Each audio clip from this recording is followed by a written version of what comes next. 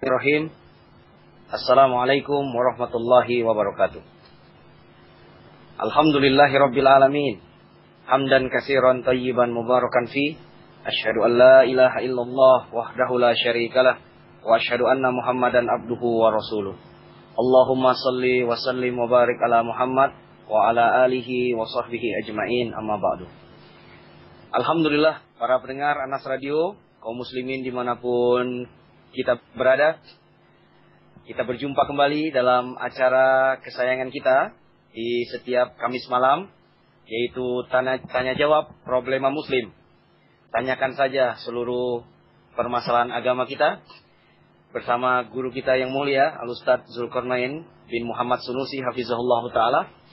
Di pertemuan ke-10 malam ini di hari Kamis 13 Rabiul Awal 1434 Hijriah atau bertepatan dengan tanggal 24 Januari 2013 Masehi. Baik para pendengar Anas Radio, kita sapa dulu guru kita. Assalamualaikum Ustaz. Waalaikumsalam warahmatullahi wabarakatuh. Ahlan wa sahlan untuk seluruh pendengar Anas Radio dimanapun Anda berada, dan juga kepada seluruh kawan-kawan kru Anas Radio atas jasa dan partisipasinya pada setiap pekan dan sumbangsi kebaikannya untuk seluruh pendengar Anas Radio. Semoga Allah Subhanahu wa taala memberkahi seluruh kegiatan kita dan menjadikan amalan kita semua sebagai amalan yang ikhlas mengharapkan wajahnya dan menjadi bekal kebaikan untuk kita semua kelak di kemudian hari. Allahu waliyudzalika wa huwa jawadun karim. Nah. Ya, para pendengar Anas Radio, semoga malam ini kita semakin bersemangat untuk mendengarkan untayan nasihat dari beliau hafizahullah ta'ala. Baiklah, seperti biasa sebelum kita masuk ke sesi tanya jawab, kita dengarkan dulu untayan nasihat dari wahyu-wahyu Al-Quran dan tentunya dari hadis-hadis Nabi yang mulia, Nabi SAW. Kepada Ustaz kami persilahkan. Bismillahirrahmanirrahim. Alhamdulillahirabbil alamin. Wassalatu wassalamu ala al-mab'uts rahmatan lil alamin. Nabiyyina Muhammad wa ala alihi wa sahbihi wa man tabi'ahum bi ihsanin ila yaumiddin, amma ba'd. Para pendengar sekalian yang saya hormati dan saya muliakan, pada malam hari yang berbahagia ini saya ingin mengangkat sebuah hadis dari Rasulullah sallallahu alaihi wasallam. Sebuah hadis yang agung, terdapat di dalamnya tiga tonggak kebahagiaan hidup seorang hamba. Hadis yang saya maksud adalah hadis Abu Sa'id Al-Khudri radhiyallahu anhu. Beliau bertutur bahwa Rasulullah sallallahu alaihi wasallam bersabda, "Wa man yasta'if yu'iffahu Allah, wa man yastaghni yughnihi Allah, wa man yatasabbar yusabbirhu Allah, wa ma u'tiya ahadun ata'an khairan wa awsa'a, wa ma u'tiya ahadun ata'an khairan wa awsa'a min as-sabr." Kata beliau sallallahu alaihi wasallam, siapa yang menjaga kehormatannya, Allah akan menjaganya. Siapa yang merasa cukup, Allah akan mencukupinya. Dan barang siapa yang berusaha bersabar, Allah akan memberikan kesabaran baginya. Dan tidaklah seorang diberi pemberian yang lebih baik dan lebih luas dari kesabaran. Hadits ini diriwayatkan oleh Imam Al-Bukhari dan Imam Muslim. Terdapat di dalam hadits yang mulia ini tiga landasan kebahagiaan hidup seorang muslim dan muslimah. Siapa yang menjaganya, pasti dia akan merasakan luasnya karunia Allah Subhanahu wa taala dan pemberian untuknya. Yang pertama, Rasulullah bersabda, "Wa may yasta'fif yu'iffahu Allah." Orang siapa yang menjaga kehormatannya, maka Allah akan menjaganya. Maka Allah akan menjaga kehormatannya. Iya. Siapa yang menjaga kehormatan dirinya, Allah Subhanahu wa taala akan menjaganya. Dia jaga dirinya dari dosa dan maksiat. Dia jaga dirinya dari hal-hal yang menghinakannya, menjatuhkannya di dalam kemurkaan Allah. Kapan dia menjaganya, maka Allah akan memeliharanya, akan menjaga dirinya tersebut. Ya. Dan penjagaan Allah Subhanahu wa taala terhadap kehormatan hamba sangatlah banyak. Apabila seorang misalnya dia menahan dirinya untuk tidak meminta kepada orang lain, maka Allah akan mencukupinya. Allah akan mencukupinya. Seorang pemuda yang belum mampu menikah, dia menjaga kehormatan dirinya dengan puasa, bersabar, maka Allah akan menjaganya. Karena itu dalam Al-Quran Allah firman, وَلِيَسْتَعْفِفِ الَّذِينَ لَا يَجِدُونَ نِكَاحًا حَتَّى يُغْنِيَهُمُ اللَّهُ مِنْ فَضْلِهِ. Hendaknya orang yang belum mampu untuk menikah atau belum memiliki kecukupan untuk menikah, menjaga kehormatan dirinya sehingga Allah memberikan kecukupan kepadanya. Ya. Tapi ini kaidah umum. Siapa saja menjaga kehormatannya, dia menjaga kebaikannya di atas petunjuk, menjaga kemuliaan Allah berikan untuknya, maka Allah akan menjaganya. Tapi sebaliknya, siapa yang melamparkan hal tersebut, merendahkannya, tentunya Allah Subhanahu wa taala akan merendahkannya dan dia akan keluar, orang tersebut akan keluar dari penjagaan Allah Subhanahu wa taala. Ini jangan yang sangat agung, nasihat yang sangat bermanfaat. Yang kedua, Nabi bersabda, "Wa man yastagni yughnihillah." Barang siapa yang merasa cukup, Allah akan mencukupinya. Iya. Apabila seorang hamba merasa cukup dengan pemberian Allah, maka Allah akan memberikan kecukupan kepadanya, akan mencukupinya. Dan kecukupan dari Allah Subhanahu wa taala sangat luas. Apakah itu kecukupan dalam bentuk materi, dia merasa cukup dengan pemberian Allah, bersyukur dengannya, maka Allah Subhanahu wa taala menimbangkan apa yang ada di sisinya, dia ditambah nikmat. Allah telah berfirman, "Wa itta'adzana rabbukum la in syakartum la azidannakum wa la in kafartum inna 'adzabi lasyadid." Ketika Rabb kalian mengumumkan, andai kata kalian bersyukur, pasti aku akan menambah nikmat. Apabila kalian syukur, sesungguhnya nikmatku sangat besar, sesungguhnya siksaanku sangat pedih. Iya. Demikian pula dari kecukupan Allah Subhanahu wa taala. Kadang seorang hamba diberi kecukupan di dalam hatinya. Dan ini hakikat dari kecukupan yang paling besar, yang paling agung. Dan Rasulullah SAW bersabda dalam hadits Abu Hurairah riwayat Bukhari dan Muslim, "Laisal ghina an kathratil arad, innamal ghina ghinan nafs." Bukanlah rasa cukup itu dengan banyaknya harta benda, tapi rasa cukup adalah kekayaan yang ada di dalam hati, kecukupan yang ada di dalam hati. Apabila seorang hamba merasa cukup, dia memiliki kekayaan di dalam hatinya, Allah akan mencukupinya. Dan disinilah perbedaan manusia. Di antara manusia yang diberi oleh Allah harta yang berlimpah. Tapi harta yang berlimpah ini seakan tidak cukup baginya. Seakan tidak cukup baginya. Karena tidak ada kecukupan di dalam hati. Dan di atas makna ini sabda Nabi sallallahu alaihi wasallam, "Lau anna li bani Adam wadiyan min al-dhahab labtagha ilayhi masalika." Jika kata Adam punya 2 lembah berisi emas, maka dia akan mencari lembah yang ketiga. Dan tidak ada yang mencukupi anak Adam ini kecuali tanah di kuburan yang menyumbat mulutnya. Ya. Tapi kalau dia punya kecukupan di dalam jiwanya, Allah akan mencukupinya. Apalagi kalau dia di dalam kehidupannya, dia arahkan amalan-amalannya mengharapkan pahala dari Allah Subhanahu wa taala.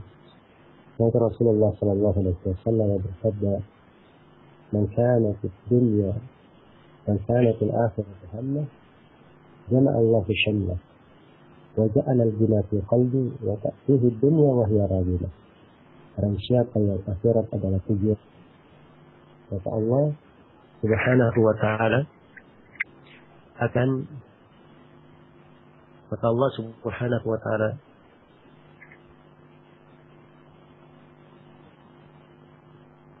man kanatil akhiratu hammah jama'allahu syamlah. Barang siapa yang kehidupan akhirat adalah tujuannya, maka Allah akan kumpulkan usahanya. Wa ja'alal ghina fi qalbihi, dan akan dijadikan rasa cukup di dalam hatinya. Wa ta'tihi dunya wa hiya raghimah, dan dunia akan datang kepadanya dalam keadaan dunia itu dipaksa untuk datang kepadanya. Walaupun dia tidak mau, Allah akan memaksa dunia itu datang kepadanya. Ya. Seperti itu, ini adalah ujian yang indah. Siapa yang merasa cukup, Allah akan mencukupinya. Kemudian yang ketiga, kata Rasulullah, wa may yatasabbar yusabbirhu Allah. Siapa yang berusaha untuk bersabar, Allah akan menjadikannya sebagai orang yang bersabar, akan memberikan kesabaran padanya. Ya. Ini akhlak yang agung, kesabaran. So, untuk kesabaran ini Rasulullah memberi nilai tambahan. Kata beliau, wa ma u'tiya ahadun ata'an khairan wa awsa'a min as-sabr. Tidaklah seorang hamba itu diberi sebuah pemberian yang lebih baik dan lebih luas daripada kesabaran. Ini adalah pemberian yang paling indah, pemberian yang paling luas. Ya. Karena kesabaran itu akan memperluas apa yang dianggap sempit. Kesabaran akan memberikan kelapangan di dalam musibah. Kesabaran adalah penghibur di tengah kesedihan. Kesabaran adalah hal yang memberi kekuatan kepada orang yang lemah. Kesabaran adalah keteguhan bagi siapa yang ingin mendapat kekokohan. Dan luas sekali kesabarannya. Ya. Karena itu, siapa yang berusaha untuk bersabar, Allah akan memberikan kesabaran itu untuknya. Harus ada usaha darinya. Dia memulai dalam mencoba. Dan kesabaran itu pada 3 hal. Sabar dalam menjalankan ketaatan. Kedua, sabar di dalam meninggalkan larangan.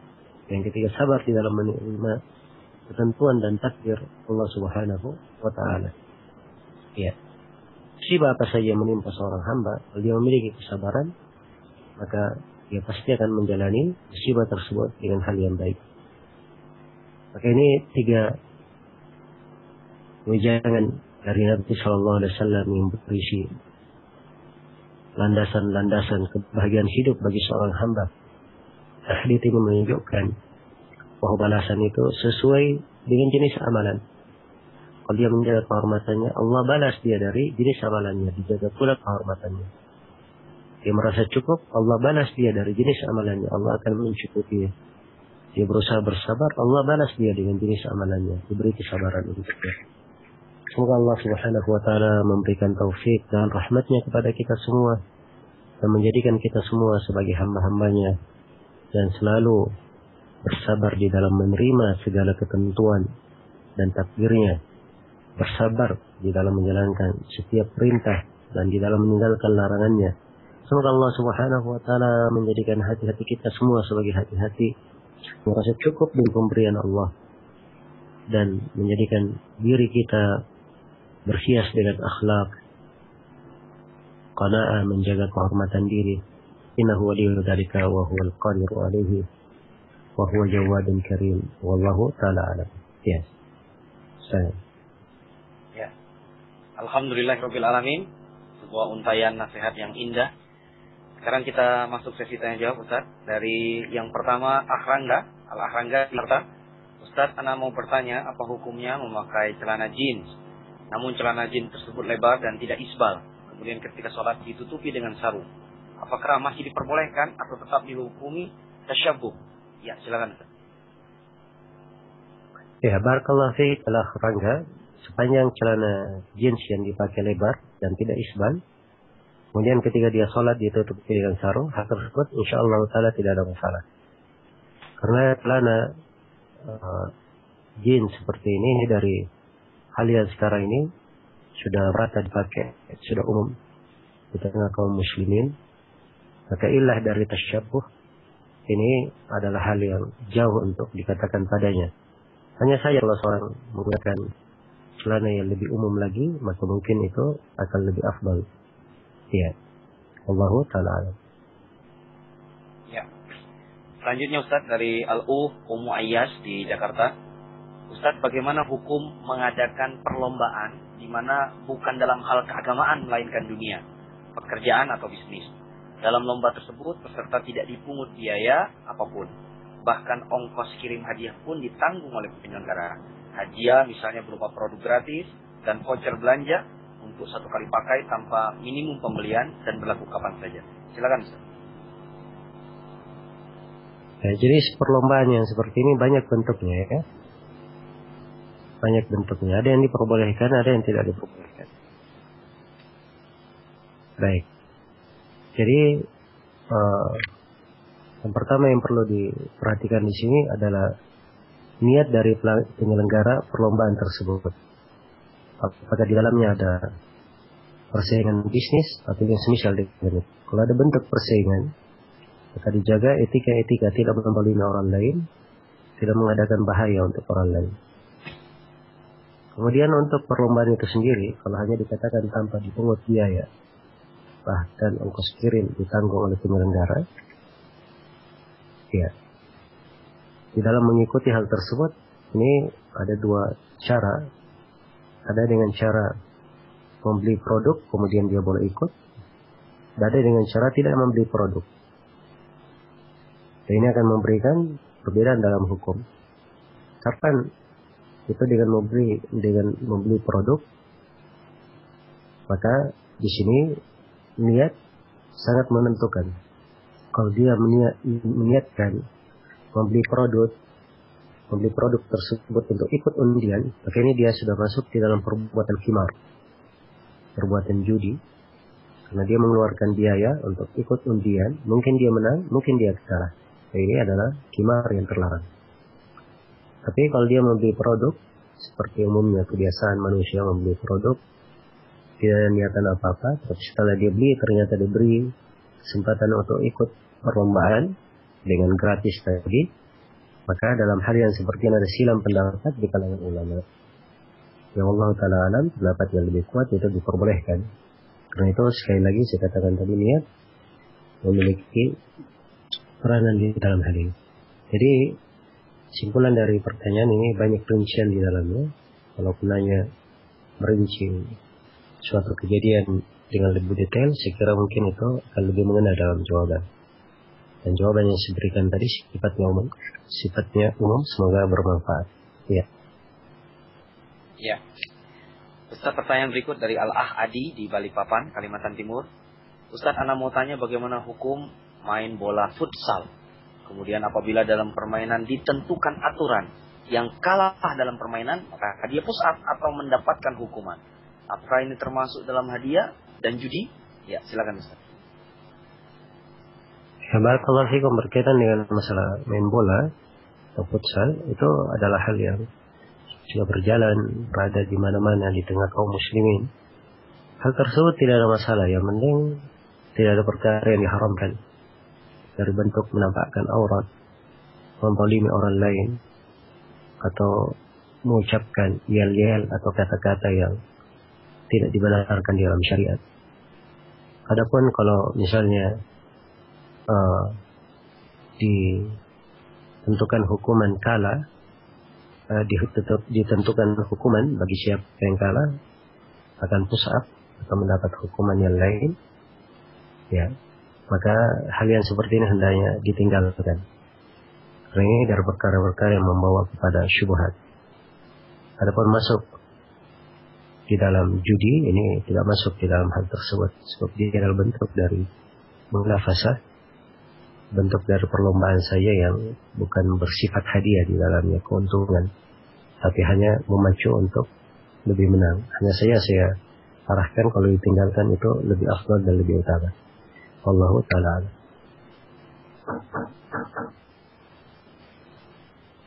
Ya, pertanyaan berikut dari Abu Ihsan Muhammad Yuda di Jambi. Tinggal di suatu daerah yang belum ada pendidikan yang sesuai syar'i, tetapi di tempat ana ada pendidikan yang belajar Al-Quran dan Sunnah, tetapi dikelola oleh Yayasan Hizbi. Bagaimana pendapat Ustadz, lebih baik saya menyekolahkan anak-anak di sekolah tersebut atau anak sekolahkan di sekolah-sekolah umum? Karena ada pendapat jika anak menyekolahkan di sekolah tersebut, hati anak akan condong.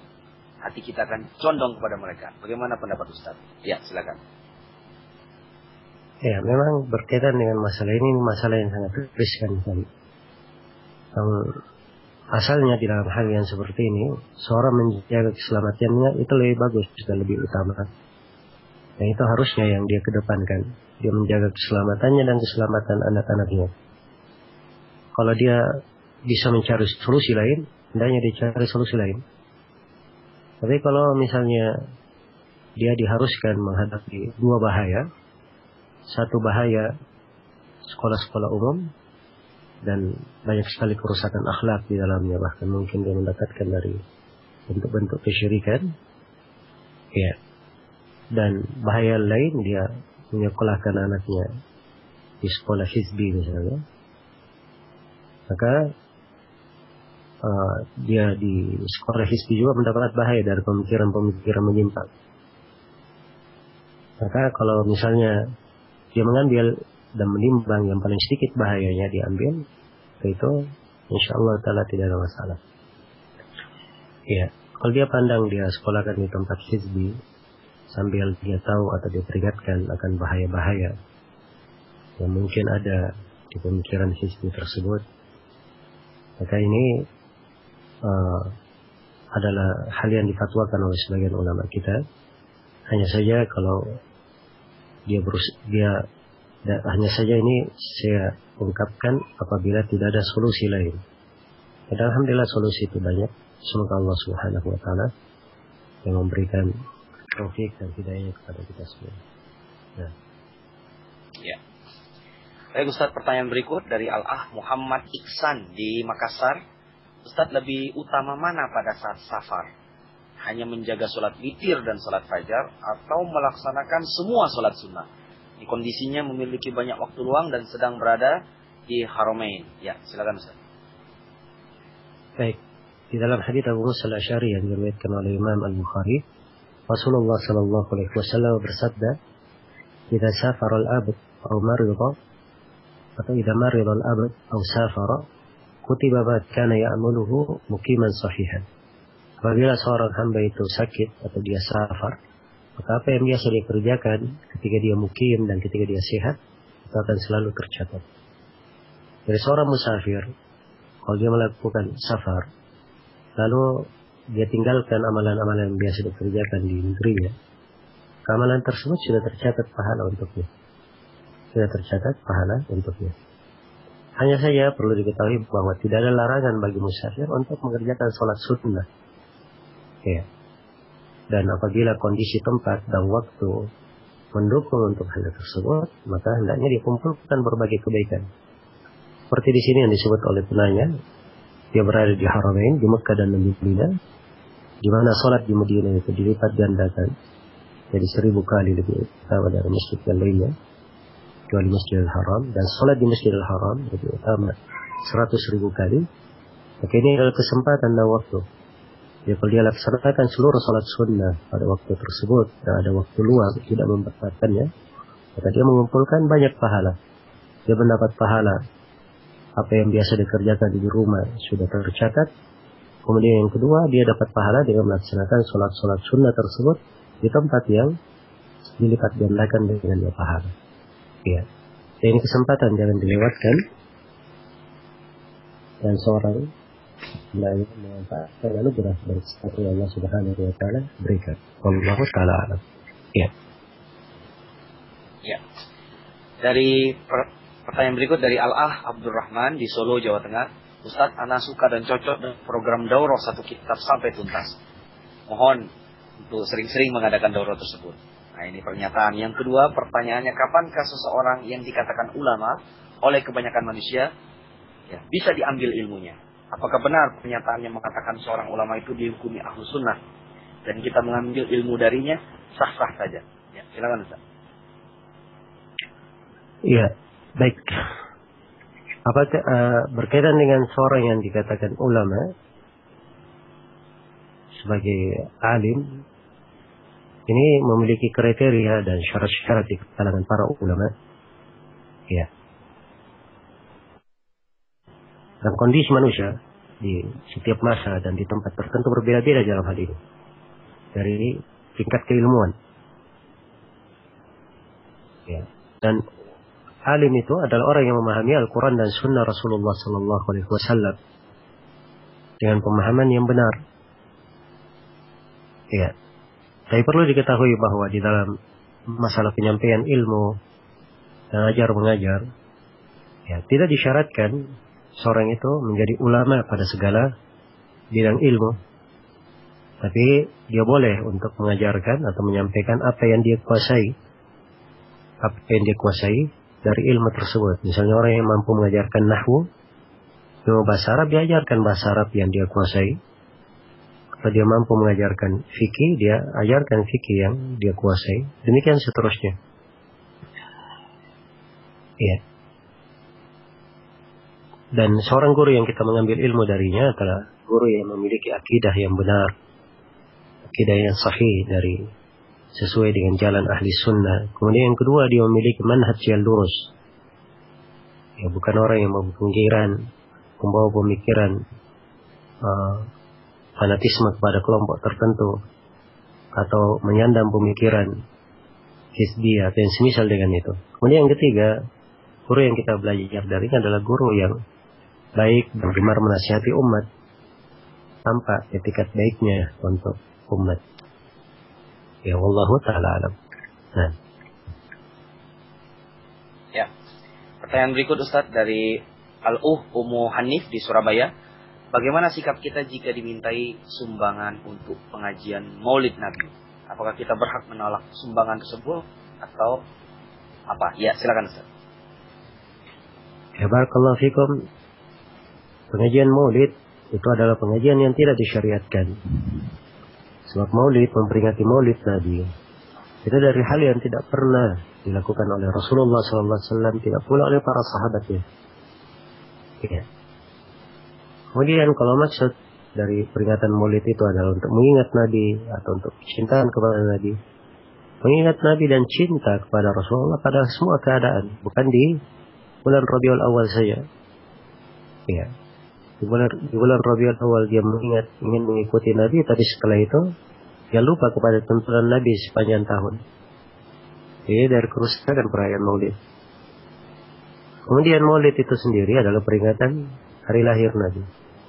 Mereka sebut tanggal 12 Rabiul Awal lahirnya. Ya, dan ini menyalahi pendapat kebanyakan ulama. Ada yang mengatakan bahwa beliau lahir di tanggal 17 atau tanggal 19. Iya. Karena itu ada silang pendapat di dalam kelahiran Nabi. Dan Nabi Sallallahu Alaihi Wasallam sendiri tidak pernah menyatakan dalam satu hadis pun tentang hari lahirnya kapan.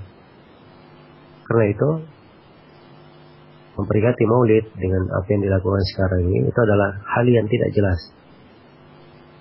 Kemudian juga perlu diketahui bahwa perayaan Maulid itu adalah perkara yang tidak pernah ada tuntunannya di dalam hadis Rasulullah SAW. Tidak dalam hadis yang sahih, tidak pula dalam hadis yang lemah. Ya. Hanya sebagian orang membuat kedustaan-kedustaan tentang pembolehan Maulid dia sandarkan kepada Nabi Sallallahu Alaihi Wasallam. Kalau diketahui bahwa ini hukum dari Maulid, maka tidak boleh tolong menolong di dalam hal ini. Maka dalam bentuk memberi sumbangan maupun yang lainnya. Karena Allah Subhanahu Wa Taala berfirman, "Wala ta'awanu 'alal itsmi wal 'udwan." Jangan kalian tolong menolong di atas dosa dan permusuhan. Allahu Ta'ala alam. Ya. Ya. Pertanyaan berikut dari Solo Ustaz, hamba Allah. Ustaz, apakah seorang wanita yang pernah menikah, qadarullah belum jodoh, apakah masih punya kewajiban lagi untuk menikah? Ya, silakan Ustaz. Ya, menikah adalah sunnah dari Rasulullah SAW untuk setiap muslim dan muslimah dalam keadaan nikah yang pertama atau nikah yang kedua. Ya. Berkaitan dengan pertanyaan apakah ada kewajiban lagi untuk menikah, hukum nikah itu beraneka ragam sesuai dengan kondisi dan keadaan. Hukum asal pada nikah adalah sunnah yang dianjurkan. Tapi kalau seorang memiliki kemampuan untuk menikah atau ada yang dari perempuan misalnya, ada yang ingin melamarnya. Kemudian kalau dia tidak menikah akan jatuh di dalam dosa dan maksiat. Maka di kondisi yang seperti ini, hukum nikah menjadi wajib baginya untuk menjaga kehormatannya. Tetapi kalau misalnya tidak menikah, tidak menjatuhkannya ke dalam maksiat, maka ini hukumnya adalah sunnah yang sangat dianjurkan. Karena keberadaan seorang sepasang manusia dalam ikatan pernikahan itu adalah ketenangan baginya dan membawa rahmat dan kebaikan, membangun ibadah kepada Allah dan banyak lagi maksud-maksud syariat di dalamnya. Semoga Allah Subhanahu wa taala memberi taufik kepada semuanya dan melancarkan semua urusan dari kita. Ya. Ya, Ustadz, ini ada pertanyaan dari email masih seputar Maulid. Ana ingin tanya bagaimana sebaiknya jika di sekolah anak saya ada perayaan Maulid yang mengadakan lomba-lomba seperti cerdas cermat, lomba azan, lomba tahfiz, dan lomba-lomba yang bernuansakan Islami. Apakah diperbolehkan anak berpartisipasi atau melarang mereka? Ya, Ustaz. Ya. Kegiatan yang dibangun di atas hal yang salah, tidak boleh bersyarikat di dalam kegiatan tersebut. Ya. Karena itu yang saya nasihatkan kepada penanya untuk tidak ikut andil dalam, tidak mengikut sertakan anaknya mengambil andil di dalam hal tersebut. Karena itu adalah bentuk partisipasi dalam hal yang keliru. Dan Allah telah berfirman, "Wala ta'awanu 'alal itsmi wal 'udwan." Dan kalian tolong menolong di atas dosa dan permusuhan. Iya. Iya. Pertanyaan berikut dari Umu Salsabila dari Surabaya. Ustadz menanyakan sholat saat kita safar. Karena ada dua pendapat. Saat tiba di tempat tujuan, ada yang memperbolehkan jamak qashar dan ada juga yang tidak memperbolehkan. Mohon penjelasannya, Ustaz. Ya, ini kembali kepada tempat tujuannya. Apa tempat tujuan yang dimaksud masih daerah, masih bagian dari kota yang dia safar, atau tempat tujuan artinya dia kembali ke negerinya. Kalau tempat tujuan masih dalam kondisi dia safar, misalnya saya dari Makassar melakukan perjalanan ke Jakarta. Setiba di Jakarta, itu tempat tujuan safar saya, maka saya masih ada kebolehan untuk menjamak dan mengqashar sebagai seorang musafir, sebab saya musafir belum kembali ke Makassar. Tapi kalau saya safar, kemudian saya belum sekolah, kemudian tiba di Makassar, apakah saya boleh mengqashar atau menjamak mengqashar antara mengqashar salat? Ya, ini kalau dikatakan bahwa dia sudah tiba di negerinya, dia tidak boleh mengqashar, sebab qashar itu adalah keringanan untuk seorang musafir. Untuk seorang musafir, sebagaimana yang ditunjukkan di dalam banyak hadis. Dia hanya boleh menjamak saja, tapi tidak boleh mengqashar. Ya, kalau misalnya saya dari Jakarta kembali ke Makassar, dan saya tiba di Makassar sudah waktu Isya, maka saya sholat 3 rakaat maghrib dan 4 rakaat Isya. Hanya boleh menjamak saja. Adapun qashar itu untuk seorang musafir. Ya, karena Nabi SAW bersabda, "Furidatis salatu raka'ataini raka'ataini. Zidat fis safar, zidat fil hadar, wa uqirrat fis safar." Salat itu diwajibkan 2 rakaat, ditambah ketika mukim dan tetap seperti itu ketika safar. Jadi asalnya mengqashar itu hanya di safar saja.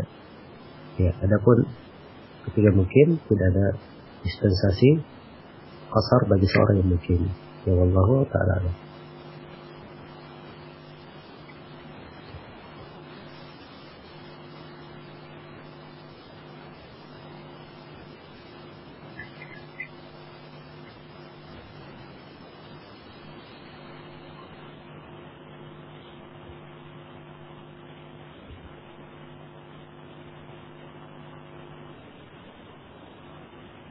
Ya. Ustaz pertanyaan Fahmi dan Asma di Makassar. Ustaz bagaimana vaksin dalam jamaah haji? Ya, silakan Ustaz. Ya, barakallahu fikum. Berkaitan dengan vaksinasi, sepanjang hal tersebut bermanfaat dan tidak memberi bahaya, tidak ada masalah di dalam hal tersebut. Tidak ada masalah di dalam hal tersebut. Adapun apa yang dibahas sekarang ini dari vaksin, apakah mengandung babi atau tidak, itu dari hal-hal yang tidak jelas. Dan perkara-perkara yang seperti ini tidak perlu seorang menoleh kepadanya. Ya. Baik, silakan. Ya. Lalu berikut Ustaz dari Al-Ummu Nabilah di Bantul, Yogyakarta. Ustaz, bagaimana hukumnya menjual barang online yang belum berpindah tangan atau dalam bahasa sistem dropship? Saya menjual suatu barang ke si B, namun keberadaan barang tersebut ada di tangan si A. Dan si A ini sudah ada kesepakatan dengan saya bahwa stok barang ada di si A. Kemudian yang mengirim barang tersebut, ya, si A kepada si B selaku konsumen saya dengan atas nama saya. Jadi barang yang saya jual ke si B tersebut belum berpindah tangan ke saya dulu. Namun sifat barang itu sudah jelas bagi kami. Ya, mohon pencerahannya, Ustaz. Ya, kalau misalnya hubungan Anda dengan si A adalah sebagai wakil atau bersyarikat dalam usaha, nah, tidak ada masalah. Ya, sebagai wakil atau bersyarikat dalam usaha. Tapi kalau hubungan Anda dengan si A seperti antara seorang yang antara penjual dan pembeli, maka ini tidak diperbolehkan. Ya, kewajiban Anda adalah membeli barang itu secara cash dari si A, kemudian memasukkannya dalam kepemilikan Anda. Setelah itu Anda sendiri yang mengirimnya kepada si B selaku konsumen Anda. Ya, jadi sekali lagi dirinci keadaannya. Kalau posisi Anda di sini sebagai wakil atau sebagai seorang yang bersyarikat bersama si A, maka tidak ada masalah apa yang digambarkan dalam contoh ini. Tapi kalau posisi Anda dengan si A antara penjual dan pembeli, maka kewajiban Anda adalah membeli barang tersebut, memilikinya, kemudian menjualnya kepada si B. So, kalau tidak dilakukan seperti itu, ya, Anda akan masuk dalam larangan menjual sesuatu yang belum dimiliki. Ya. Ya. Pertanyaan berikut Ustaz dari Abu Sofia di Maros, Sulawesi Selatan. Ustaz, saat ini fitnah di internet, khususnya Facebook, sangat hebat. Sampai ada seorang ikhwah yang berkata, tinggalkan si fulan, seorang ustadz, karena dia tidak punya tamyiz dengan hizbi. Padahal dikenal kiprah si fulan atau ustadz yang dimaksud selama ini memperjuangkan tauhid dan sunnah. Bagaimana nasihat ustadz? Ya. Ini memang kondisi orang-orang yang mencari fitnah seperti ini. Ya. Dan ini dari perkara yang banyak disayangkan. Seorang masuk ke dalam hal-hal yang tidak bermanfaat baginya, tidak membawa keuntungan untuknya. Ya. Dia masuk ke dalam program Facebook dan dia sendiri, ya, pada hari kiamat tidak ditanya apakah dia punya Facebook atau tidak. Dan di dalam Facebook ini sendiri, kalau dia memperoleh banyak bahaya di dalamnya, maka ini tentunya akan menjadi hal yang akan memberatkannya dan menjadi catatan yang harus dipertanggungjawabkan kelak di kemudian hari. Ya, karena itu yang saya nasihatkan kepada semuanya untuk meninggalkan, ya, hal-hal yang seperti ini. Seorang dikatakan ahli sunnah itu dengan ketentuan, dikatakan keluar dari ahli sunnah dengan ketentuan pula, bukan dengan prasangka dan kira-kira. Ya, bukan hanya dikatakan si ani dan si itu.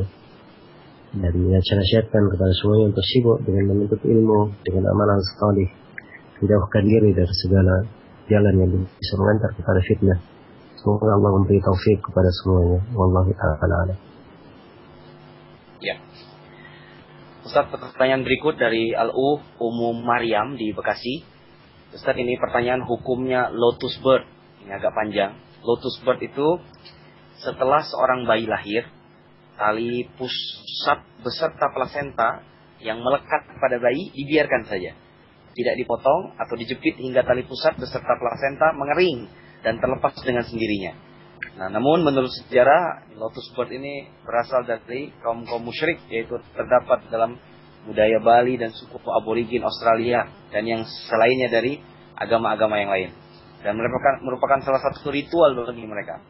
Nah, ini bagaimana penjelasannya Ustaz untuk kita? Apakah boleh seorang muslimah memilih lotus bird, sementara di sebagian kaum itu ada ritual kesyirikan dengan keyakinan-keyakinan tertentu?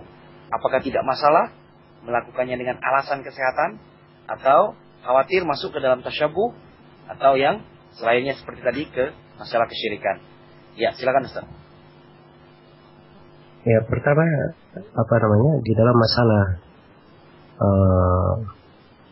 tali pusar itu sendiri, itu tidak ada aturan khusus tentang bagaimana cara melepaskannya. Sepanjang ia bisa lepas sendiri, dilepas, diputus maupun dilepas sendiri, itu adalah hal yang merupakan perkara yang baik untuk baik. Maka sepanjang tidak ada aturan khusus dalam hal ini, ya tidak ada larangan berkaitan dengan masalah apakah diputuskan atau dilepaskan. Ya, diputuskan atau dilepaskan. Dan adanya hal tersebut di kalangan orang-orang kafir berjalan di tengah mereka. Ya, sepanjang itu bukan kebiasaan khusus di tengah mereka saja. Ya, sebab saya sendiri tidak mengetahui bahwa kaum muslimin itu diberi tuntunan, ada tuntunan khusus di tengah mereka bahwa kalau bayi lahir harus diputus, harus dipotong, harus dijepit. Ya, sebab keterkaitan masalah tali pusar tersebut bisa lepas dengan sendirinya, Nah, jadi dalam hal yang seperti ini saya sendiri memandang jauh kalau dikatakan mirip ya dengan kebiasaan orang kafir. Sepanjang tidak ada niatan di dalam hal tersebut, kemudian tidak ada keyakinan yang macam-macam, insyaallah taala tidak ada masalah. Kemudian tidak perlu memperdulikan orang kafir berbuat apa, supaya melihat ada kemaslahatan dalam hal tersebut. Wallahu taala. Baik. Ya, Ustaz, pertanyaan berikut dari Anggis. Ustaz, anak ini dan jangan baru mengenal dakwah salaf dan bersedia untuk mempelajari dan mengikutinya secara perlahan. Namun yang jadi masalah, akhwat ini ingin melakukan pernikahan di gedung yang mana laki-laki dan wanita berikhtilat atau bercampur. Ana sudah meminta akad itu di rumah dan dipisah, namun ia menolak karena orang tua Ana sudah setuju untuk akad dipisah antara laki-laki dan perempuan. Ana juga sudah menikahinya karena alasan timbul keraguan. Ya, dari Ana untuk menikah tersebut, walaupun ia sudah berjanji akan ikut dan belajar salaf secara perlahan. Ana minta nasihat Ustaz, apa sebaiknya yang Ana lakukan, karena Ana sudah mengenal akhwat ini sudah lama dan terasa berat sepertinya untuk meninggalkannya ketika ia ingin mengenal salaf. Ya, silakan Ustaz. Ya, jadi yang saya nasihatkan yang pertama untuk setiap orang itu bertakwa kepada Allah Subhanahu wa taala, dan hendaknya memahami bahwa keberkahan pada sesuatu itu adalah apa yang mengikuti syariat. Ya, apa yang Anda alami sekarang ini dari bentuk ada perasaan rasa berat, itu karena sesuatu yang menyelisihi ya, dan melanggar syariat. Tidak diperbolehkan ada hubungan antara seorang Islam dan akhwat sebelum pernikahan. Ya, atau dalam bentuk kenal mengenal melalui SMS maupun yang lainnya. So, keterikatan yang seperti ini akan membentuk keterikatan di dalam hati. Dan ini akan menggampangkan orang di dalam menilai suatu kesalahan. Nah, jadi kalau misalnya seperti yang sekarang ini terjadi, kesalahan tidak mau dipisah antara laki-laki dan perempuan, ini dari perkara yang mungkar. Ya, dari perkara yang mungkar. Dan panjang si perempuan mengaku kembali kepada jalan yang benar sesuai dengan syariat, ya, maka harusnya ini adalah komitmen yang pertama yang dilaksanakan. Ya, karena campur bauran antara laki-laki dan perempuan adalah hal yang diharamkan di dalam syariat. Yang ingin membangun rumah tangga, kemudian di awal rumah tangganya dia lakukan dalam bentuk kemaksiatan, dan ini adalah pertimbangan harusnya dia si akhi yang bertanya ini mempertimbangkan pada dirinya. Dan seorang hendaknya bertakwa kepada Allah Subhanahu wa taala. Jangan dia gantungkan hatinya, dia kaitkan hatinya dengan sesuatu yang belum pasti. Tapi dia kaitkan hatinya dengan hal yang diridai dan dicintai oleh Allah Subhanahu wa taala. Allah taala. Baik. Ya. Ustaz, pertanyaan berikut dari Abu Almas di Bantul. Ustaz, bagaimana solusinya ketika seorang PNS akan ta'addud? Pihak wanita yang akan dinikahi setelah ditelusuri sama sekali sudah tidak memiliki wali untuk menikahkannya. Dalam hal ini berarti yang akan menjadi wali adalah pihak KUA atau wali hakim. Padahal seorang PNS jika ingin ta'adud dengan wali dari wali hakim, susah untuk mendapatkan legalisasi dari pemerintah. Bagaimana Ustaz solusinya agar pernikahan ini bisa berjalan lancar? Ya, solusinya adalah Anda tidak menjadi PNS. Sebab aturan dari PNS tidak boleh ta'adud. Itu adalah suatu akad yang Anda telah sepakati. Kalau misalnya si perempuan tidak memiliki wali, tidak ada jalan lain di dalam syariat kita kecuali dinikahkan oleh pemerintah. Ya. Kalau Anda riba dinikahkan oleh pemerintah, maka harus mengorbankan PNS-nya. Tapi kalau tidak ingin mengorbankan PNS-nya, Allah Subhanahu wa Ta'ala membukakan jalan lain, ya, dengan perempuan yang lain yang bisa dinikahi. Wallahu ta'ala. Ya. Dari berikutnya Ustadz, pertanyaan dari Faurani Yuliati Maskat. Ustadz mau bertanya, sebagaimana diketahui anak hasil zina nasabnya hanya bersandar kepada ibunya. Apakah berarti orang tuanya hanya satu, yaitu ibu kandungnya? Dan apakah doa kepada orang tua yang tercantum dalam Al-Quran hanya akan tertuju kepada ibunya saja? Apakah tidak ada kewajiban dalam hal berbakti kepada sang ayah? Apabila anak tersebut berbuat durhaka kepada ayah, tercatat sebagai durhaka kepada orang lain. Ya, penjelasannya Ustaz. Ini si akhi yang bertanya ini membawakan keharusan dari ucapan. Ya. Melebihi kadar yang diterangkan oleh Nabi Sallallahu Alaihi Wasallam. Rasulullah Sallallahu Alaihi Wasallam bersabda, "Al-waladu lil firash, walil akhir al-ahjar." Anak itu kembali kepada ranjangnya. Dan bagi si akhir yang berbuat zina, dialah yang mendapat batu. Ya, mendapat keburukannya. Jadi dikembalikan kepada ranjangnya. Dan si ranjang adalah ibu. Kalau si ibu punya suami, maka dia juga adalah anak dari suami si ibu. Kalau si ibu belum punya suami, maka dia dihitung kepada anak ibu saja dari sisi nasab. Dan tidak diterangkan di dalam hadis Nabi berkaitan dengan masalah kepada orang tua dan seterusnya. Itu jangan ditambah-tambah di dalam hadis Rasulullah SAW. Ini berkaitan dengan masalah nasab, berkaitan dengan masalah warisan. Ya, kalau misalnya si ayah biologisnya dia ketahui, ya berkaitan dengan masalah kemahraman, tidak boleh ayah biologisnya menikahi anak dari hasil zina itu sendiri. Ya, tidak boleh dia menikahinya. Kemudian masalah berbaktinya berbeda antara orang tua yang merupakan orang tua kandungnya. Tapi kan artinya seorang itu dibiarkan berbuat durhaka, berbuat hal yang tidak baik. Jadi ini aturan-aturan lain yang diperhatikan. Dan itu yang saya nasihatkan kepada setiap muslim dan muslimah. Apabila membaca hadis atau riwayat itu, dia baca dan dia pahami sesuai dengan nasnya yang ada. Jangan dia kembangkan dengan pemikirannya sendiri. Kadang-kadang akan memberikan makna dengan rusak bertentangan dengan tuntunan dari syariat kita. Wallahu ta'ala. Baik. Ya. Ustaz, pertanyaan berikut dari Umu Abdirrahman di Jakarta.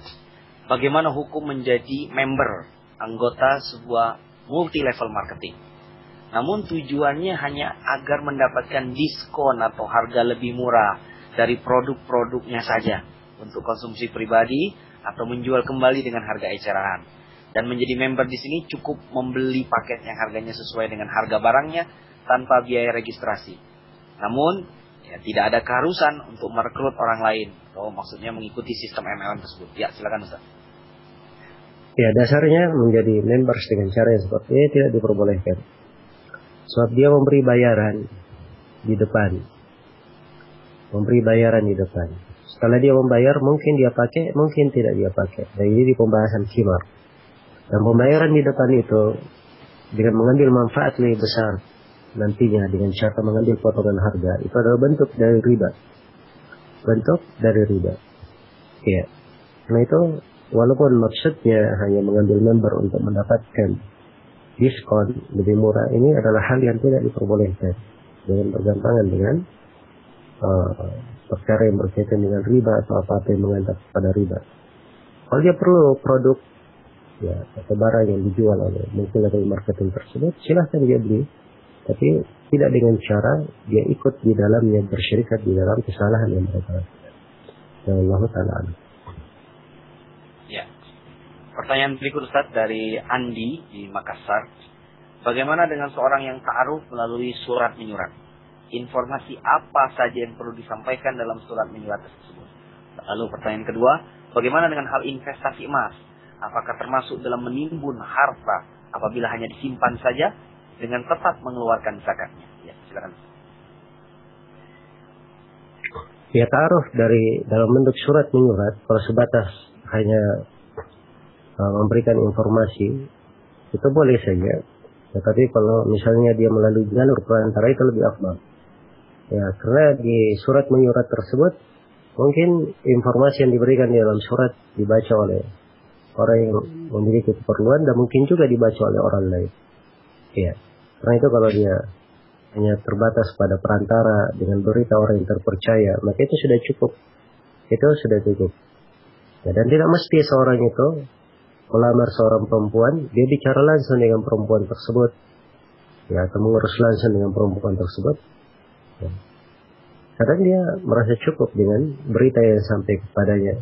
Kemudian setelah dia cukup dengan berita tersebut, boleh dia datang melamar atau nabar sebelumnya, kemudian dia melamar. Dan tahapan-tahapan itu akan memperjelas nanti. Karena itu tidak perlu terlalu banyak ya, membahasakan. Dan kadang sebagian orang dia mengambil jalur-jalur cara-cara, dia buka kejelekan untuk dirinya sendiri, membuka pintu untuk syaitan bagi dirinya.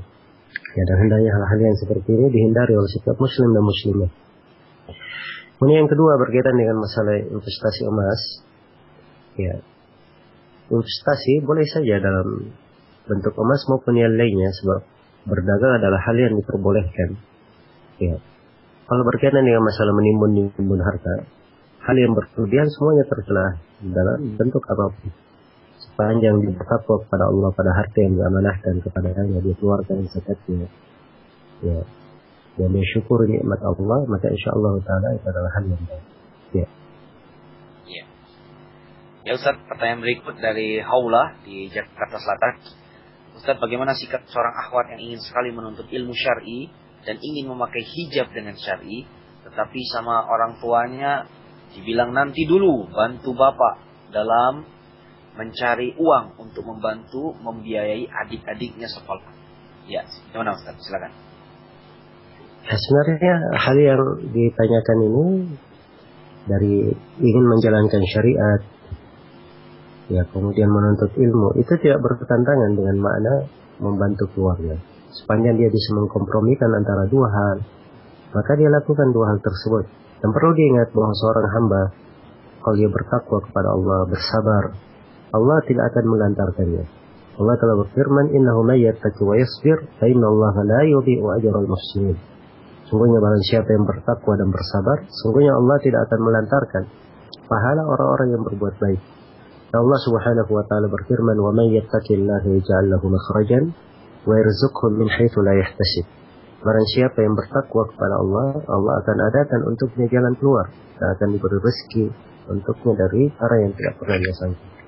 Karena itu yang saya nasihatkan pada al-ukht yang bertanya, silahkan menuntut ilmu dan memakai hijab yang syar'i, dan sambil dia membantu untuk membiayai keluarganya. Dan kalau dia jujur di dalam niatnya, kemudian banyak berdoa kepada Allah Subhanahu wa taala, melangkah sebagaimana yang dituntunkan, insyaallah taala akan dimudahkan segala urusannya.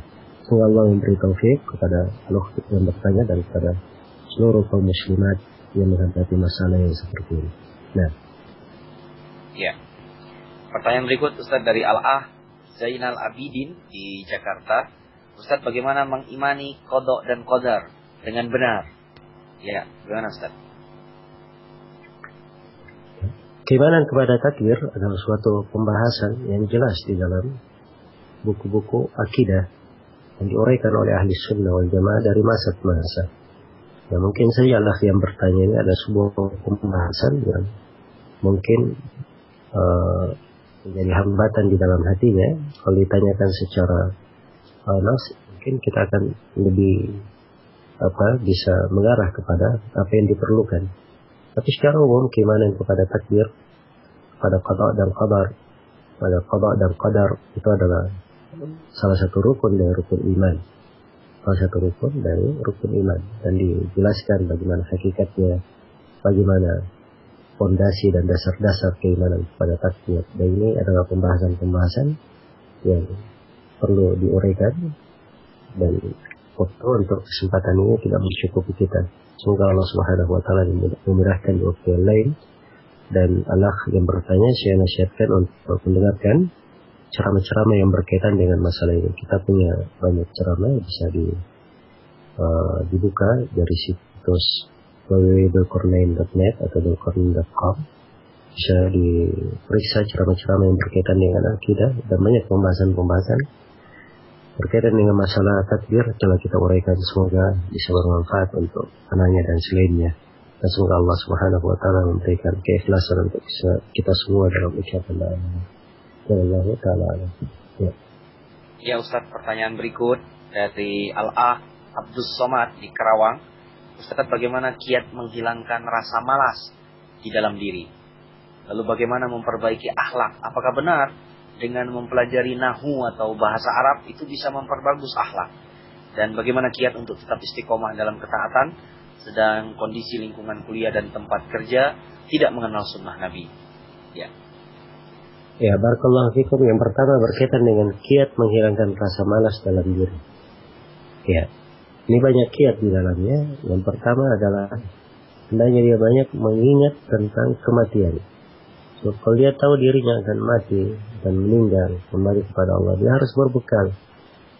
Kemudian yang kedua, hendaknya dia pahami bahwa kehidupan dunia ini ada pertanggungjawabannya, dan semuanya akan dipertanyakan. Ya. Kemudian yang ketiga dari kiat menghilangkan rasa malas adalah dia menuntut ilmu agama. Sebab kalau dia paham perintah-perintah itu apa yang diperintah, dan dia paham bagaimana larangan itu dan apa yang dilarang, ini akan memberikan motivasi ke dalam dirinya untuk rajin melaksanakan apa yang diperintah dan meninggalkan apa yang dilarang. Kemudian yang keempat dari kiat menghilangkan rasa malas adalah dia banyak merasa diawasi oleh Allah Subhanahu wa taala, muraqabah. Dan banyak lagi kiat yang lainnya. Semoga apa yang saya sebutkan bermanfaat untuk akh yang bertanya.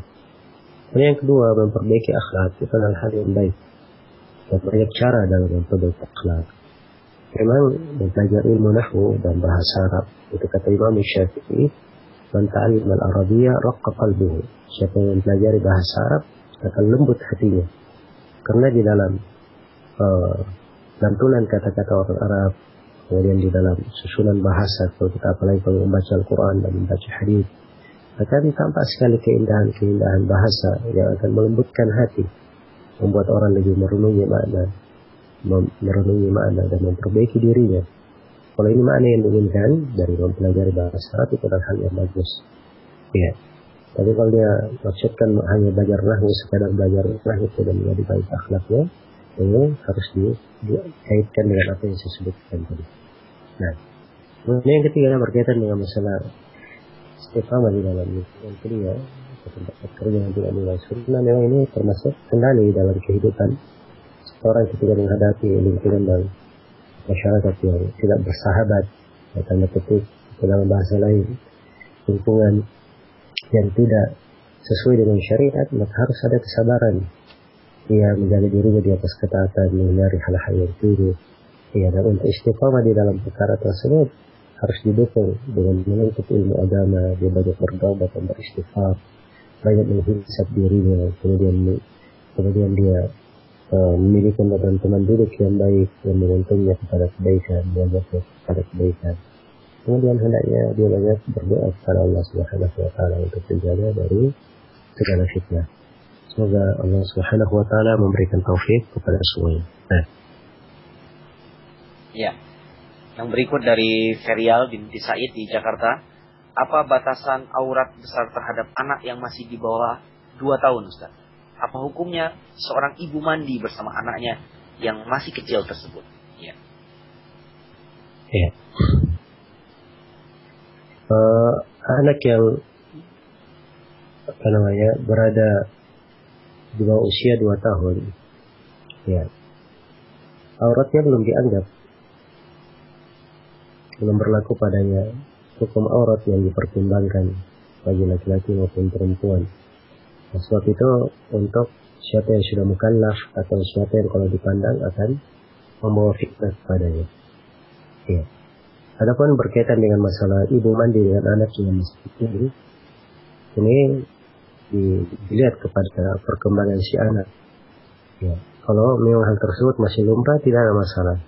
Tapi harusnya si anak dibimbing dan dibiasakan dengan akhlak yang baik, ya, dengan penjagaan semenjak dini, semenjak kecil, sehingga ketika dia besar dia akan terbentuk dengan hal-hal yang indah dan mulia.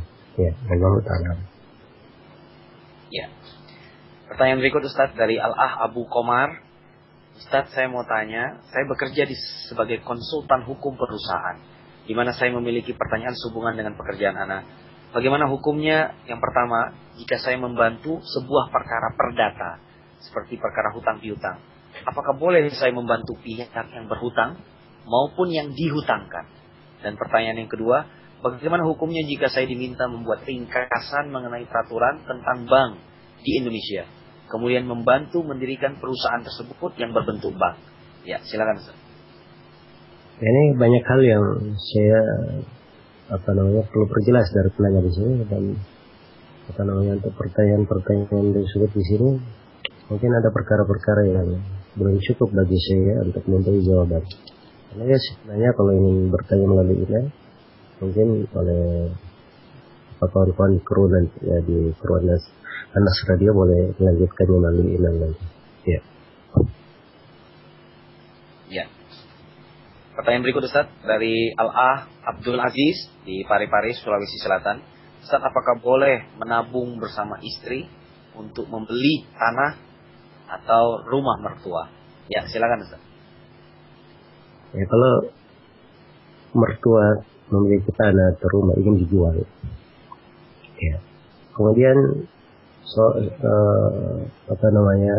dia dan istri ingin membelinya, boleh saja, sebab itu hukum jual beli. Ya, hukum jual beli. Ya, ini berlaku untuk rumah dan tanah mertua maupun yang lainnya. Tidak ada perbedaan dalam hal ini. Nah, ini tentang hukumnya. Kalau misalnya ada terkait dengan masalah yang lain, masalah hubungan keluarga atau masalah kebiasaan, ini dari perkara-perkara yang mungkin kita bahas di pembahasan yang lain. Dan saya menjawab sesuai dengan apa yang ditanyakan di sini. Ya. Ya. Pertanyaan berikut Ustaz dari Al-Ah Abdul Hamid Didin. Ustaz, apakah boleh menjual barang yang belum lunas kreditannya? Ya. Ya, kalau barang tersebut sudah masuk dalam kepemilikannya, boleh saja dia jual walaupun dia masih berhutang pada orang lain, belum lunas kreditan. Ya. Ya. Pertanyaan berikut Ustaz. Ini dari Umu Muhammad di Gresik. Ustaz, ana dapat broadcast dari teman seperti judul subjek, isinya di sebuah hadis. Ali meriwayatkan sebagai berikut: saya bersama Fatimah berkunjung ke Rasulullah, maka kami temui beliau sedang menangis. Kami bertanya apa yang menyebabkan beliau menangis. Beliau menjawab, pada malam aku diisrokan ke langit, saya melihat orang-orang yang disiksa, di antaranya wanita yang digantung dengan rambutnya dan otak kepalanya mendidih. Ini diambil dari hadis Abu Mansur dalam kitab Masnadul Firdaus. Bagaimana Ustaz hadisnya ini? Yang pertama, saya nggak tahu tentang hadis ini. Dari apa yang disebutkan tadi di kisah Isra kejadian, ya. Hanya saja kalau dilihat dari yang diriwayatkan oleh Abu Mansur dalam kitab Musnad Al-Firdaus, ya, Abu Mansur yang dimaksud ini adalah Dailami. Dia lebih terkenal dengan ucapan Dailami. Dan Musnad Al-Firdaus ini adalah salah satu sumber atau buku yang memuat hadits-hadits yang lemah.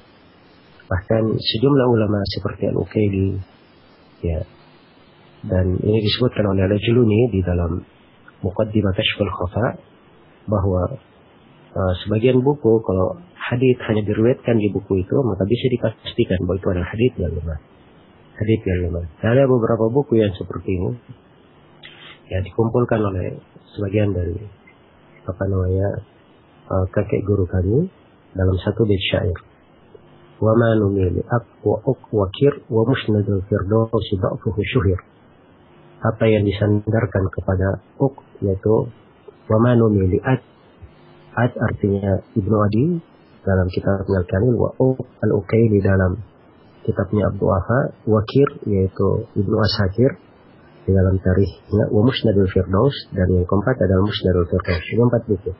Ibnu Adi dalam bukunya Al-Kamil, yang kedua Al-Ukaili dalam bukunya Abdul Wafa, yang ketiga Ibnu Asakir dalam tarikhnya, dan yang keempat adalah Ad-Dailami dalam Musnadul Firdaus. Kalau ada hadits yang disandarkan kepada 4 buku ini, maka itu adalah hadits yang kelemahannya adalah kelemahan yang masyhur, kelemahan yang sudah dikenal di kalangan para ulama.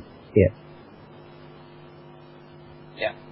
Yang berikut Ustadz dari Al-Ah Abu Mu'az di Jawa Tengah, bagaimana cara menasihati orang yang keras kepala dengan bid'ah yang mereka lakukan? Ya, silakan Ustadz. Ya, umumnya orang yang berbuat bid'ah itu keras kepala dengan bid'ahnya. Sebab dia melakukan bid'ah, dia tidak tahu bahwa dirinya berbuat kesalahan, dianggap itu perkara yang baik. Dan ini yang menyebabkan banyak dari pelaku bid'ah sulit bertobat. Ya, karena itu Rasulullah SAW bersabda, Inna Allah ihtajaza tauba li sahibi min kulli sahibi bid'atin hatta yada'aha. Sungguhnya Allah menahan taubat dari setiap pelaku bid'ah sampai dia tinggalkan bid'ahnya. Karena dia tidak tahu bahwa dirinya keliru. Dan asal dari taubat itu adalah penyesalan, dan penyesalan akan tumbuh kalau dia merasa keliru dan dia tahu dirinya salah. Dan pelaku bid'ah ini tidak menganggap dirinya salah. Ya. Karena itu kewajiban kita apalagi di masa banyak bid'ah seperti ini adalah untuk giat menuntut ilmu. Kayak seorang itu pandai menerangkan bid'ah itu dari sisi mana kekeliruannya. Dia pandai menjelaskannya kepada manusia supaya mudah diterima oleh manusia. Semoga Allah Subhanahu wa taala memberi taufik kepada semuanya. Ya. Ya. Pertanyaan berikut Ustadz dari Al-Ah Abu Ihsan di Bandung. Ustadz, apakah definisi tindakan zolim dan maksiat pada bahasan mengenai taat kepada penguasa? Ya Ustadz. Ya, penguasa yang berbuat zalim dan maksiat tidak dibatasi kezaliman dan kemaksiatan yang dilakukan. Apa saja kezaliman dan kemaksiatan yang dilakukan itu adalah dosanya sendiri. Kewajiban kita adalah mendengar dan taat kepada pemerintah dalam hal yang ma'ruf. Kecuali kalau terlihat pada pemerintah tersebut ada kekafiran yang jelas yang mengeluarkan dari keislaman, barulah dibolehkan oleh para ulama untuk keluar dari ketaatan kepadanya. Ya, boleh keluar dari ketaatan kepadanya. Kalau dilihat kekafiran yang jelas, nyata, memiliki argumen di sisi Allah Subhanahu wa taala. Nah. Baik. Ya. Ustadz, pertanyaan berikutnya dari Ibnu Umar. Ustadz, saat dalam perjalanan saya sholat di musola SPBU, namun tidak ada pembatas antara ikhwan dan akhwat. Bagaimana hukumnya Ustadz? Ya, dari dahulu memang orang-orang sholat di masjid tidak ada pembatas antara laki-laki dan perempuan. Ya. Karena itu di banyak hadits Rasulullah SAW menjelaskan hukum-hukum. Di antaranya adalah perempuan apabila mereka sholat bersama Nabi, mereka yang paling duluan keluar. Dan begitu Nabi salam, mereka sudah keluar. Karena memang tidak ada hijab. Demikian pula di banyak hadits para sahabat apabila sholat, mereka diperintah untuk memakai 2 kain, sebab itu lebih menutupi aurat. Dan kadang kalau memakai 1 kain saja, bisa kelihatan di belakang. Iya. Dan selainnya dari hukum-hukum, hanya saja kalau ada pembatas antara ikhwan dan akhwat di dalam sebuah masjid, maka itu dipandang dari masalih mursalah oleh sebagian dari ulama kita, hal yang diperbolehkan. Sebab itu akan menjaga mereka untuk terhindar dari fitnah. Jadi saya simpulkan bahwa salat syah kalau itu tidak ada batasan, sepanjang dia salat sesuai dengan ketentuan yang telah ditentukan. Allah Ta'ala. Ya. Pertanyaan berikut Ustaz dari Abu Aisyah di Depok. Ustaz, bagaimana hukum kita makan di tempat seperti hotel yang di situ menyajikan berbagai macam makanan dari masakan luar negeri? Terkadang kita jumpai juga dipajang minuman-minuman beralkohol dan ada makanan yang dimasak dengan anggur. Apakah kita boleh makan di tempat seperti ini?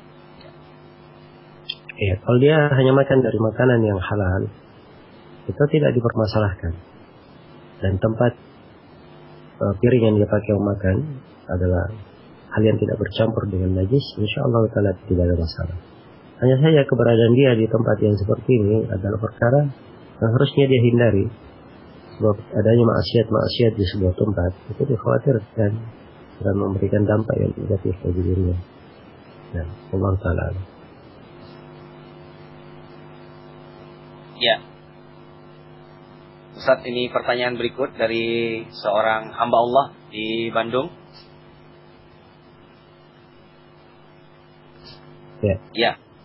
Ustaz, di kitab Imam Nawawi rahimahullah seperti Al-Azkar, itu ada pendapat Imam Nawawi yang berkata bahwa diperbolehkan mengamalkan hadis dhaif jika berisi tentang keutamaan berbagai amalan. Ini bagaimana keadaannya Ustaz? Mohon penjelasannya supaya bisa menenangkan. Ya, apakah harus mengamalkan hadis dhaif atau meninggalkan secara keseluruhan? Ya, silakan Ustaz. Ya, baik. Jadi memang ada sebagian ulama yang berpendapat seperti itu. Boleh beramal dengan fadail amal dengan hadits yang lemah hanya saja di fadail amal, di dalam masalah fadilah amal. Ada saja mereka para ulama yang seperti Imam Nawawi dan selainnya, mereka mensyaratkan syarat-syarat di dalam hal ini. Antara syarat-syarat tersebut, hadits lemah tersebut bukan hadits yang sangat lemah, kelemahannya sedikit.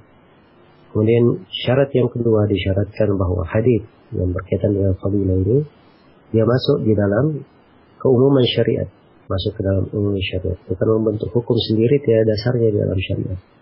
Ya. Kemudian ketika dia meriwayatkan tidak disandarkan kepada Nabi SAW. Itu syarat-syarat yang seperti ini. Siapa yang bisa memenuhinya saat ini? Kebanyakan orang bergampangan. Ya, dia dapat hadits lemah, bahkan disebut oleh para ulama hadits yang sangat lemah, bahkan kadang disebut hadits palsu, masih juga diamalkan. Nah, karena itu jangan menjadikan ucapan dari sebagian ulama kita sebagai bahan untuk seorang jatuh di dalam kekeliruan. Ya, karena itu yang tepatnya di kalangan muhaddisin dari ahli hadis bahwa hadis itu harus diperiksa keabsahannya dari Nabi Sallallahu Alaihi Wasallam, harus dipastikan. Sebab seorang yang menyangka hadis itu lemah tetap dia sandarkan kepada Nabi, itu ancamannya besar. Nabi bersabda, "Man haddatsa anni bi haditsin wa ra'a annahu kadhib fa huwa adil kadhib." Siapa yang bercerita dari sebuah hadis, dia sangka bahwa hadis itu adalah hadis yang lemah, maka dia adalah salah satu dari para pendusta. Dia sangka bahwa hadis itu dusta, tapi dia ceritakan, maka dia adalah salah satu dari para pendusta. Wallahu ta'ala alam. Nah. Ya, Ustaz, ini pertanyaan terakhir dari Al-Ah Abu Ayyas di Bambu Apus. Ustaz, mohon nasihatnya untuk orang yang dihina orang lain kedudukannya di depan umum. Apakah harus kita membela diri atau diam saja dan mendoakan agar Allah membalas mereka? Ya, silakan Ustaz. Ya, kalau bentuknya hanya sekedar penghinaan saja di depan umum ya, untuk menjatuhkan dirinya saja, maka yang seperti ini tidak perlu dilayani. Ya, siapapun yang menghinakannya tidak akan bermanfaat celaan manusia terhadapnya. Menjadi ukuran adalah pandangan Allah kepada dirinya. Pandangan Allah kepada dirinya. Dan kalau dia bersabar tentang hal tersebut, maka insyaAllah ta'ala itu akan lebih baik untuk dirinya. Ya. Kecuali kalau berkaitan dengan masalah penegakan hak, atau berkaitan dengan masalah pembelaan, berkaitan dengan peradilan atau yang semisal dengan itu, tidak ada masalah seorang membela dirinya di depan umum, sebab ada kaitannya dengan masalah peradilan. Ya. Jadi kalau sekedar masalah yang disebutkan tadi, seorang bersabar tidak melayani, maka itulah harus dia jaga dan dia bersabar, ya, mengharapkan kebaikan di belakang hal tersebut. Insyaallah taala itu akan lebih banyak nilainya di sisi Allah Subhanahu wa taala. Wallahu taala. Baik. Iya. Alhamdulillah para pendengar Anas Radio, dengan pertanyaan dari Abu Ayyas tadi selesai sudah tanya jawab problema muslim pertemuan kita yang ke-10 pada Kamis malam ini. Semoga Allah Subhanahu wa taala memberi keberkahan kepada kita semua, dan kita semua mengucapkan terima kasih kepada guru kita Al-Ustaz Zulkarnain Hafizahullah taala atas pertanyaan-pertanyaan yang beliau jawab di pertemuan pada malam hari ini. Sekian, terima kasih. Subhanakallahumma wa bihamdika asyhadu an la ilaha illa anta astaghfiruka wa atubu ilaik. Walhamdulillah. Assalamualaikum warahmatullahi wabarakatuh.